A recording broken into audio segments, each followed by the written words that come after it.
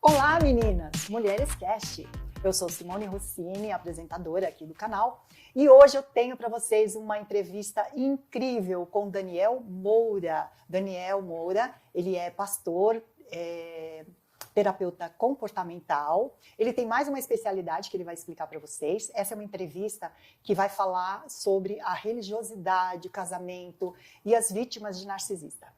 Olá, Daniel, tudo bem? Olá, Simone, tudo bem? Prazer estar com você aqui. O prazer é todo nosso. Nós estávamos, né, meninas, esperando um pastor que viesse aqui nos defender, né, contra os casamentos que as mulheres estão sendo abusadas, maltratadas. Então, eu quero que você fale pra gente. Primeira coisa, eu queria saber, como é essa sua especialidade de logoterapia? Logoterapia é um sistema de apoio psicológico, uma metodologia de apoio psicológico, que hoje é considerada uma das melhores metodologias de apoio psicológico, que ajuda o paciente a entender o sentido de tudo aquilo que ele viveu e principalmente o sentido da vida. Certo. Ela foi criada pelo psiquiatra Viktor Frankl, que passou por 4 campos de concentração, e é o autor do livro O Sentido, A Busca do Sentido. Sei. E tem ajudado muitas pessoas, logoterapia. Puxa, que bacana, né? Então, porque a gente precisa mesmo de um pastor, né, gente, bem atualizado, sabendo como está a realidade nossa hoje, que antigamente a mulher tinha que ser Amélia, né? A mulher de verdade. Sim. Passava por tudo e tinha que ficar quieta. E essas mulheres morriam mais cedo, essas mulheres adoeciam, essas mulheres criavam filhos num lar desajustado. Me fala, como que você resolveu ir para esse lado? Porque, não sei se você concorda comigo, para um pastor é complicado você falar para uma pessoa que ela pode separar. Como que é isso? Bom, primeiro foi a experiência terapêutica dentro da igreja. Então, mais de 20 anos dentro do Ministério Pastoral e atendendo casais e principalmente mulheres, eu fui entendendo o papel da mulher no contexto evangélico. Principalmente quando havia um conflito e o homem traía. Então, o apoio ao homem que traiu era praticamente incondicional. Mas essa mulher traída, ela ficava com a responsabilidade do perdoar e restaurar o casamento e mais, restaurar o marido. É aquela história que a mulher tem que ser sábia. A mulher sábia edifica a sua casa, mas o sábia, para a maioria das igrejas, é a mulher aguentar o homem gritar, trair, né? E sim, xingar, não ajudar nada, não ajudar a criar filho, não ajudar nada em casa. A mulher, sabe, tá ali estressada e ele não tem que fazer nada. Sim. E foi justamente dentro desse contexto, na igreja, no atendimento cristão ali, que eu percebi a necessidade de ampliar o meu trabalho para apoiar mulheres vítimas de abuso, principalmente dentro do contexto cristão e evangélico. Certo. E aí você... como que é para o pastor? Eu tô curiosa. Como que é para um pastor quando a mulher chega e fala assim, pastor, ele aqui com você, ele é uma pessoa maravilhosa, ele é amigo de todo mundo, ele parece ser uma pessoa... Só que na minha casa, eu de vez em quando tomo um safanão, né? Ele joga as coisas na parede, ele dá murro, ele quebra prato... O que você... Como que você vai falar? Pastor, conta pra nós. Como que é isso? Então, isso é bem difícil, porque a igreja, ela já possui um manual de comportamento religioso para os seus membros. Então, se você acompanha esse manual, você vai lidar com aquela situação dentro dos padrões bíblicos, literais, que infelizmente não é a melhor maneira de lidar com aquela situação, tá? E quando você lida de uma forma real, dentro de um mundo real, você acaba sendo um tanto mal interpretado. Porque como é que um pastor orienta uma mulher que está sendo abusada ao divórcio? Então, é isso que eu penso, assim, é difícil, não é? É muito difícil, mas o que nós precisamos é contextualizar tudo o que está acontecendo. E precisamos entender que abuso, independente de onde ele está acontecendo, é sempre abuso. Tá. Se é na igreja, é abuso. Se é no trabalho, está acontecendo, é abuso. Se é em qualquer outra religião, abuso é sempre abuso. Então, por que eu preciso lidar com abuso dentro do contexto da minha fé? Abuso, a gente lida dentro do contexto da lei. É isso que eu ia falar, porque assim, ó, se uma mulher, por exemplo, ela é evangélica, ela tá na igreja, né?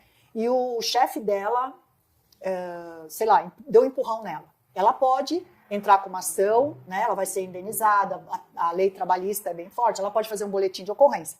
Mas se o marido dela fez a mesma coisa, para a igreja, com o marido, ela tem que passar pano nesse marido, né? Sim. Então, assim, pela Bíblia, quando ela fala assim, mas o pastor falou que o que Deus uniu, o homem não separa. Como que eu posso ajudar essa mulher que está com religiosidade? O grande problema nessa questão é justamente a forma que os pastores decidiram interpretar os textos bíblicos sobre divórcio. Tá. Então, tudo o que acontece hoje é resumido no seguinte aspecto. Aquilo que Deus uniu, o homem não separa, e Deus odeia o divórcio. Isso, Simone, o que é falado na igreja. Praticamente é isso e pronto. Uhum. Né? Então, vamos resolver todos os problemas do relacionamento com esses 2 versículos. Aconteça o que acontecer, Deus odeia o divórcio. Inclusive, eu já frequentei várias denominações, né? E tem uma denominação que eu frequentei que eles falam, inclusive, que a mulher jamais pode dormir fora da cama dela. Então, por exemplo, ela teve uma discussão, o homem bateu nela. Ainda ela vai dormir do lado daquele homem que está nervoso, está com vontade de matá-la. Ela pega e vai dormir com o filho para ter um sono mais tranquilo. Diz que não pode. Sim. Mas isso é devido às interpretações. Nós temos 2 textos clássicos que conduzem a igreja nessa visão. Uhum. O primeiro é Deuteronômio capítulo 24, onde Moisés fala sobre a carta de divórcio. E o segundo é Mateus capítulo 19, onde Jesus é inquirido pelos fariseus sobre divórcio. E Jesus diz o seguinte, que o homem divorcie da mulher, ou a mulher divorcie do homem, apenas em caso de imoralidade. Uhum. Traição, adultério. Só assim há motivo para o divórcio. Então, a igreja resume os problemas com esse texto. Uhum. Então, assim, mas ele te bateu, mas ele adulterou? Então, se ele não adulterou, você não tem legalidade para o divórcio. Tá? Só que o que Jesus veio explicando com esse texto? Porque esse texto é justamente baseado no texto de Deuteronômio 24, na lei de Moisés. Uhum. Moisés deu carta de divórcio porque acontecia o seguinte, o texto diz isso, tá? Que se o homem, depois de casar com a mulher, se ele visse na mulher algo feio, ele podia se divorciar dela. Tá? Isso se estendeu. Esse abuso se estendeu e chegou ao Novo Testamento. Então, no Novo Testamento era assim, a mulher era um objeto, né? Era um objeto de compra e venda, um objeto de utilidade, Uhum. né? Que não tinha voz, não tinha direito, ela não podia nem se manifestar publicamente em um lugar, numa rua, numa praça. Então eu posso dizer que pela Bíblia nós não poderíamos votar. Não. Então, se for seguir essa lei Sim. que não pode divorciar, então eu também não posso votar. Não. Mas Realmente. a igreja libera para votar. Sim. E de preferência no candidato deles. Então, olha como é que aconteciam os divórcios no Novo Testamento. O marido chegava em casa e ele via que naquele dia a mulher não estava muito bem. E ela não arrumou bem a casa. A casa estava meio bagunçada e ele não gostou daquilo. Uhum. Como já existia ali a aprovação da poligamia também, ele fazia o seguinte, ele dizia, olha, é o seguinte, você não serve mais para mim como mulher, você não está servindo nem para arrumar a nossa casa, e eu quero me divorciar. E ele então colocava aquela mulher para fora de casa, e essa mulher tinha 2 caminhos. Ou ela se tornava uma prostituta, ou ela morava na rua. Se tornava uma moradora de rua, porque ela perdia todos os seus direitos, e uma mulher divorciada perdia literalmente a sua honra. Então, o divórcio acontecia por motivos muito banais. E o homem decidia se a mulher ficava ou se a mulher ia. E isso já era um abuso. Extremo abuso. O abuso a gente vê começando lá atrás em Deuteronômio. Quando Moisés imprime uma carta de divórcio que dizia o seguinte, o texto bíblico diz que se o homem casar e ver na mulher algo que ele não gosta, algo que é feio, então, por exemplo, ele viu a mulher coberta. Se essa mulher, no momento da primeira intimidade, tirou a sua roupa e ele viu uns seios ali que ele não gostou. Ah, é feio esse negócio. quero divorciar dela. Só que com aquele divórcio que acontecia naquele momento, essa mulher perdia todo o direito que ela já não tinha muito. Ela perdia tudo. Então, esse nível de abuso se estende ao Novo Testamento. E você acha que Jesus, no Novo Testamento, mudou? Mudou. Ele colocou, na verdade, primeiro ele diz o seguinte, que Moisés, ele justifica Moisés, ele diz que Moisés colocou a carta de divórcio por causa da dureza do coração, né, do homem, e ele coloca um limite.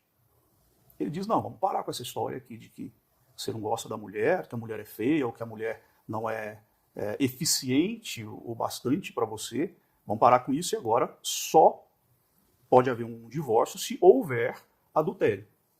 Se alguém trair. E aí tem outros desdobramentos, esse trair, e um pode casar, o outro não pode, mas basicamente ele colocou uma linha para dividir um processo do outro e limitar. Por conta de que achou um detalhe, né? Sim, justamente. Mas no caso do narcisista, que ele é agressor, ele mente, ele rouba, ele faz mil coisas, e entra a lei, né? Mas a Bíblia também fala que nós devemos viver conforme a lei do nosso governo, né? Sim. Então, se a lei fala que você apanhou, é crime, você tem que denunciar, então a Bíblia, ela apoia eu fazer a denúncia. Sim. Porque tem muita mulher que não denuncia o marido porque acha assim, não, eu sou crente, eu não vou denunciar meu marido. Não, ela precisa denunciar até para estar fazendo a coisa certa, né, pastor? Sim. Eu acho que o código que define toda essa conversa é a palavra submissão para a mulher. Como é que a igreja interpreta a submissão? Né? Então, submissão na igreja evangélica coloca o homem aqui e a mulher aqui. Entendeu? Os dois não estão no mesmo patamar. Não, de jeito nenhum. A mulher está aqui embaixo. Então, o homem tem que olhar para a mulher e o homem define sobre as atitudes da mulher. A mulher submissa, ela obedece o seu marido. Então, é claro que isso dentro de um processo de abuso, você vai ter para o homem apoio, decisão e para a mulher aceitação. Então, o homem decide o que vai acontecer e a mulher só aceita. Então, a gente tem aqui uma complexidade de gênero. Porque se você está dentro de uma instituição que vê um indivíduo diferente do outro, vê o preto diferente do branco, o hétero homem diferente do hétero mulher, você tem uma enorme complexidade até na decisão da doutrina dessa igreja, da teologia dessa igreja. Né? Então é por isso que quando um casal ele vai recorrer à lei, a igreja apoia o marido, mas não apoia a mulher. E a mulher fica de que forma? Ela fica completamente refém. Porque ela já é refém de um sistema, onde a gente tem um sistema brasileiro, onde o homem ganha mais que a mulher, o homem tem mais privilégios do que a mulher. Ela fica refém de um sistema evangélico, onde o homem, mesmo estando errado, ele sempre tem razão. A gente vê isso na figura do pastor na igreja, né? Onde o pastor geralmente é o que decide tudo, né? E a mulher também está ali do lado, tendo que concordar na posição de aceitação. E isso se reflete, lógico, nos conflitos e nos casamentos. Mas eu acho assim, ó, quando eu converso assim com as mulheres, essa história do homem, você falou da submissão e tal, mas é para um relacionamento saudável, né? Onde um homem, ele vai tratar a mulher dele com muito amor, com carinho. Se ele vê que ela está sobrecarregada, ele vai ajudar, né? Se ele está nervoso, ele vai dar uma volta, vai pescar, entendeu? Ele não vai descontar nela, né? Eu acho que... Então, assim, eu poderia dizer que quando ela casou com um narcisista, um psicopata, não foi Deus que uniu? Eu poderia usar isso? Você acha que Deus une uma mulher? Porque ele faz, no começo do namoro, ele faz o love bomb, né? Ele parece um príncipe encantado que veio no cavalo branco. Depois que ele casa, ele tira a máscara dentro de casa, né? E ele pode ser um narcisista cruel, ou ele pode ser até um psicopata. Foi Deus que uniu esse casamento? Bom, para mim, Deus não une ninguém. Ah, gente. Tá? Para mim, a união, ela é uma decisão... Do livre-arbítrio. Completamente livre de cada pessoa. Mas de onde saiu esse negócio que Deus uniu, o homem não separa? Tá na Bíblia, é isso? Tá. Isso está em Gênesis, no capítulo 2, onde o próprio Deus fala que o homem vai se unir à sua mulher e que Deus uniu, o homem não separa. Tá? Mas aí nós precisamos pensar em muitas coisas. O que é Deus unir? O que é a visão daquilo que é divino? O que é divino? Divino é um relacionamento de respeito, um relacionamento de amor, uma parceria saudável onde Deus está no centro. Isso é o que Deus uniu. Tá. Então isso não deve ser dissolvido por um motivo banal. Entendi. Tá? Agora, como é que eu posso afirmar, como acontece em muitas igrejas pentecostais e neopentecostais, que o casamento acontece por profecia, por revelação, que Deus uniu um narcisista a uma mulher empata, por exemplo? Né? Como é que eu vou afirmar uma coisa dessa e vou dizer que se Deus uniu porque foi falado em palavra profética, bom, se existe um relacionamento abusivo ali, com certeza não foi Deus que uniu. É isso que eu penso. Se a mulher está sofrendo, está sendo maltratada, né? Não foi Deus que uniu. Foi uma coisa que ela escolheu, enganada. Sim. Até porque a mulher atrai esse tipo de homem. São mulheres que tiveram um lar desajustado, tiveram algum problema na infância, né? Ela é mais carente. Então, assim, eu não vejo isso ter a ver com Deus. Não, eu quero que esse homem cruel vá maltratar esta mulher, sabe? Assim, Sim. como se Deus castigasse. Porque isso não é casamento, isso é castigo, né? Sim. Tem uma forma da mulher perceber que o cara que ela está se relacionando, ele pode ser um narcisista? Tem como... Então, a gente tem dois contextos aí. Porque quando a gente fala de mulher evangélica, isso tudo fica muito mais difícil. Tá? Porque o narcisista, ele tem muitas máscaras, muitas formas de operação. Né? Então, dentro de um relacionamento, ele usa basicamente a máscara do ser bonzinho no início do relacionamento. Né? Ele faz o love bombing e faz todo aquele bombardeio de amor com a mulher. Só que a mulher, ela ainda tem um problema aí, que é verificar o comportamento desse homem dentro do contexto religioso. Porque dentro do contexto religioso, geralmente o narcisista faz o love bombing constante. Porque dentro do contexto religioso, ele é o cara. Eu conheço narcisista que dentro da igreja, o pastor adora ele. Sim. Porque ele é um cara que ele tem, como que a gente fala, né? Aquela pessoa que está sempre pronta a ajudar. Ele é o rei do carisma. Isso. Ele é o rei do carisma, ele é o melhor puxa-saco que o pastor tem. Sim. Então fica difícil para o pastor pensar assim, será que esse homem, ele é assim em casa? Será que ela está falando a verdade? O narcisista coloca o caráter da mulher em dúvida diante dos seus líderes religiosos. Primeiro porque ele é extremamente manipulador. E ele lê muito bem as pessoas ao redor dele, principalmente os seus líderes, patrões, ele lê muito bem. Então ele sabe qual máscara ele vai usar com aquela pessoa para manipular aquela pessoa. Eu quero usar esse gancho para fazer um alerta para você, mulher. Como o pastor está dizendo, né? O narcisista, ele manipula. E eu quero te dar uma dica. Quando você for comprar um imóvel, você que está sonhando em ter o seu imóvel, está procurando um apartamento, uma casa, você quer o sonho da casa própria, né? Eu quero te dar uma dica do Rossini. Ele é um corretor, ele não é abusivo, ele não é narcisista, ele é um empata, um homem que respeita a mulher, ele é um profissional gabaritado, ele tem muitos anos no mercado, tem aproximação com construtoras, ele trabalha com alto padrão e ele pode te orientar, ele pode te achar um imóvel, ele vai saber te dar toda a orientação sem manipulação, você pode confiar na honestidade. Então, a gente vai colocar o telefone dele aqui, em algum lugar aqui da tela, você vai encontrar o WhatsApp dele, para você entrar em contato e fazer um negócio sem intermediário, diretamente com a construtora. E aí você que achava assim, eu não consigo, ele vai dar um jeito para que você consiga realizar o seu sonho da casa própria. Essa é uma dica de ouro que eu recomendo para você.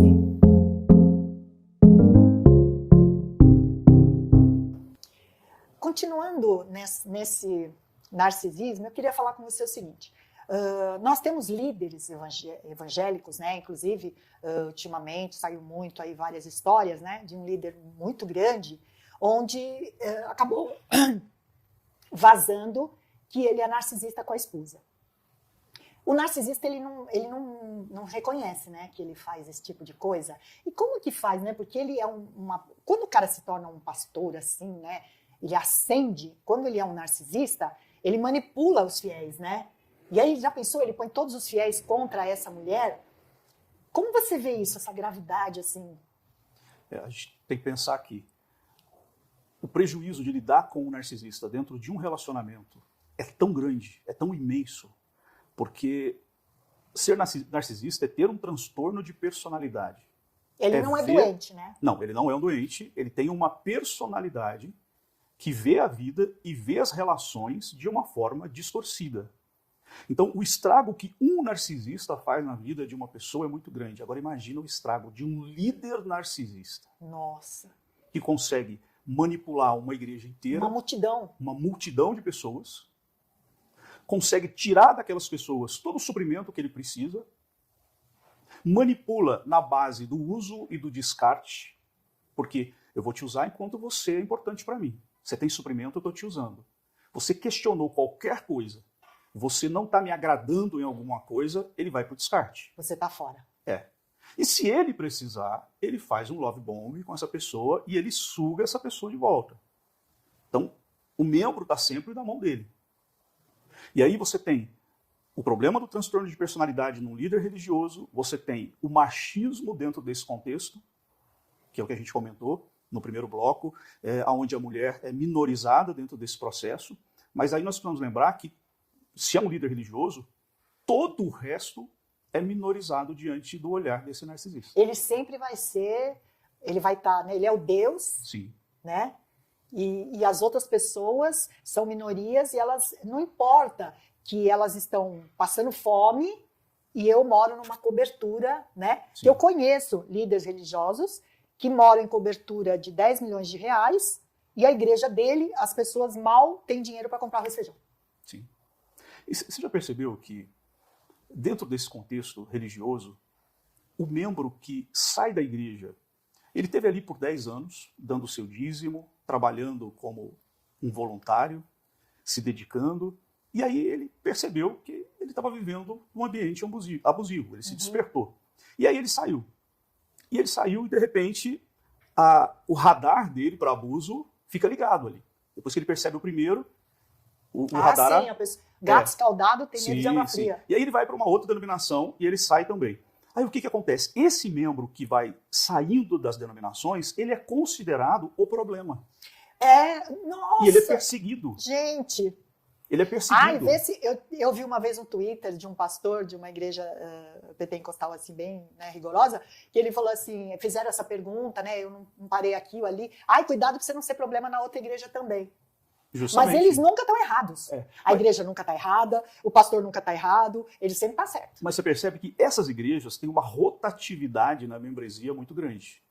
Né? As pessoas não ficam durante muito tempo. Porque a máscara cai, né? Sim.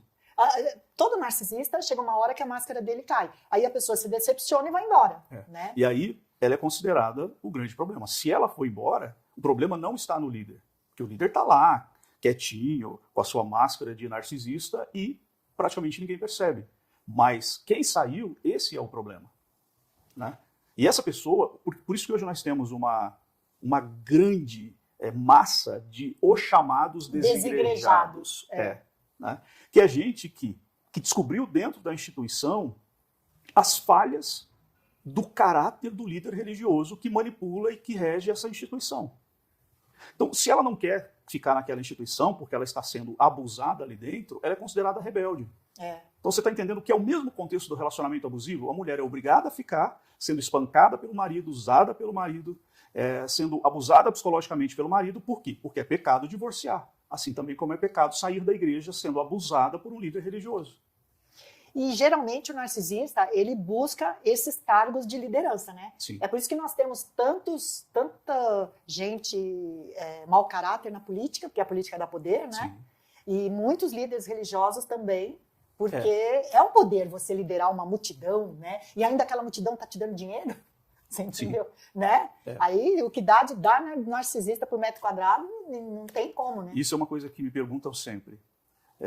O narcisista na igreja, ele é sincero porque ele parece ser tão espiritual. O narcisista, ele precisa de vitrine. Então, quando filmam, é impressionante, assim, a câmera ela é sugada para o narcisista. Quando filmam o narcisista, ele geralmente é o garoto propaganda da igreja. Porque ele tem o perfil do espiritual, o perfil do dedicado. Na verdade, por que ele está fazendo isso? Né? Ele é tão bom com todo mundo, por que ele é tão bom com todo mundo? Por que ele é tão bom no trabalho da igreja? Porque a gente precisa entender sobre intenção. Por que uma pessoa normal que se converte se torna tão dedicada? Porque ela tem a intenção sincera de agradar a Deus. Uhum. O narcisista não. Ele quer palco. Ele tem a intenção de ser adorado, de ser visto. Ele precisa do aplauso. E, assim, eu já penso pesado. Para mim, o narcisista é um anticristo. Sabe? Porque ele quer ser adorado. Quem tem que ser adorado é Deus. Sim. Né? E ele quer ser adorado e, assim, tudo que ele faz é perfeito. Ele é melhor do que as outras pessoas, ele merece mais respeito do que as outras pessoas, ele é mais importante, Sim. né? Então, assim, é muito complicado, né? A igreja ela é palco para dois tipos de narcisistas. Para o narcisista oculto, que mesmo sendo oculto, ele não deixa de ser grandioso. Para quem não conhece, como é o narcisista oculto? O narcisista oculto é justamente aquele que somente uma pessoa muito íntima vai descobrir ou vai desconfiar que ele é um narcisista. Ele tira só em casa. Só. Porque para todo mundo, ele é o melhor cara do mundo. Uhum. Tá? Esse cara é o cara que está lá na igreja. E aí ninguém vai acreditar nessa mulher se ela resolver falar. Ninguém vai acreditar nela. Porque na igreja, ele realmente é o cara. E ele é, assim, muito bom de relacionamento, bom de lábia, bom no que ele faz dentro da igreja, dedicado e extremamente carismático. Só que tem uma coisa. Ele tem uma vida dupla. Tá? Ele é, assim como dentro do relacionamento abusivo, ele é uma coisa e na igreja é outra, a igreja também é traída. A igreja também é uma mulher traída pelo narcisista.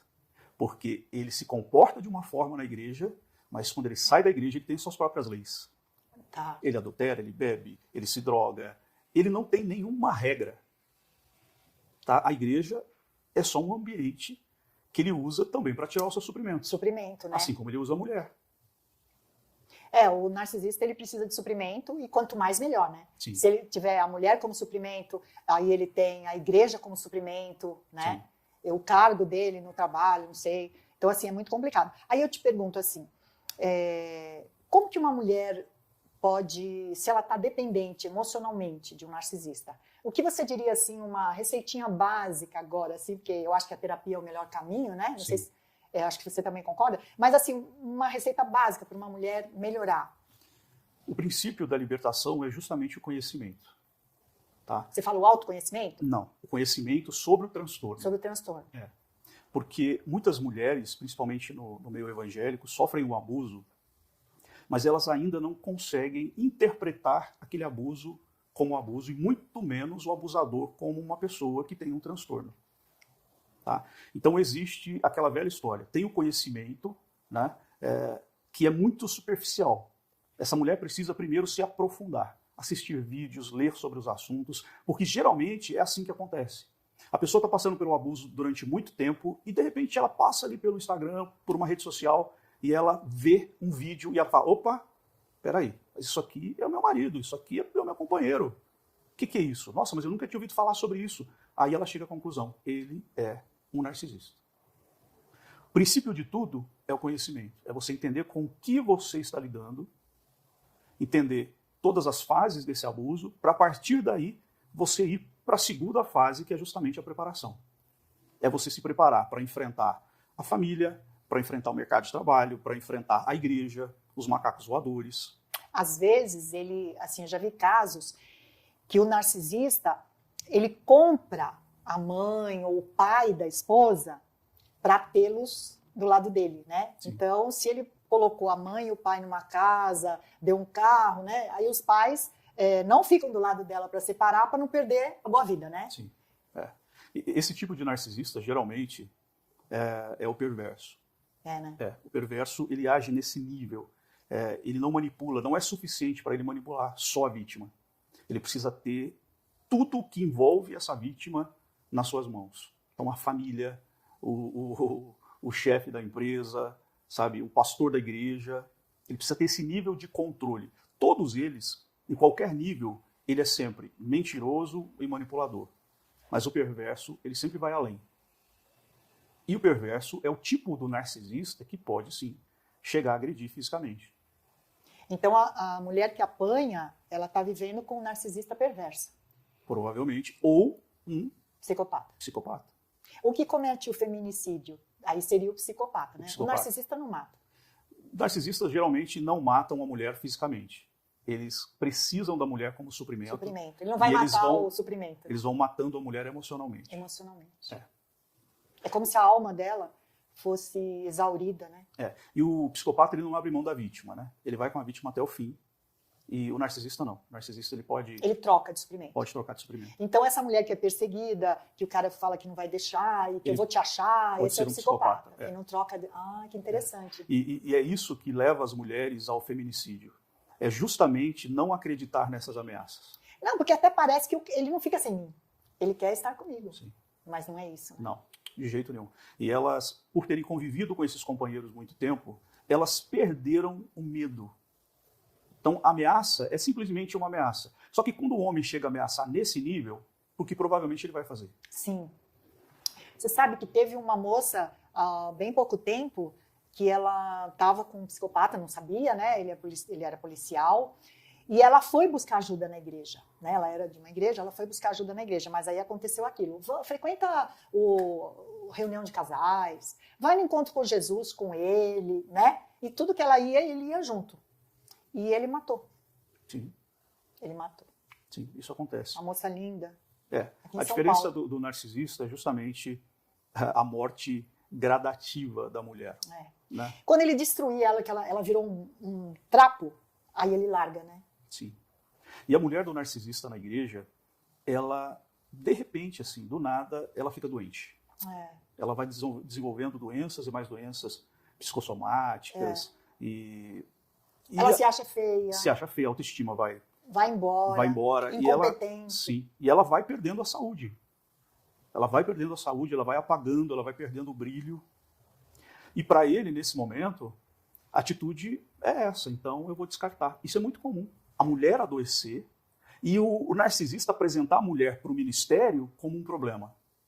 Entendeu? Ela é um problema, ela está tomando muitos remédios, ela é uma descontrolada. Ela é boa gente, mas ela é descontrolada. Entendeu? Se eu estou sofrendo no meu casamento, não é por minha culpa, porque eu sou um homem de Deus, a culpa é dela.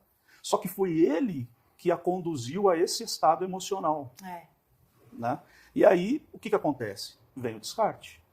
Porque ela não serve mais para ele. E aí ela vai ficar mais doente ainda, porque percebeu. Depois de tudo que ela aguentou, de tudo que ela investiu, ela foi descartada como lixo. E você percebe a voz de clamor dessa mulher, porque ela geralmente diz assim, agora que eu estou assim, eu não sirvo mais para você.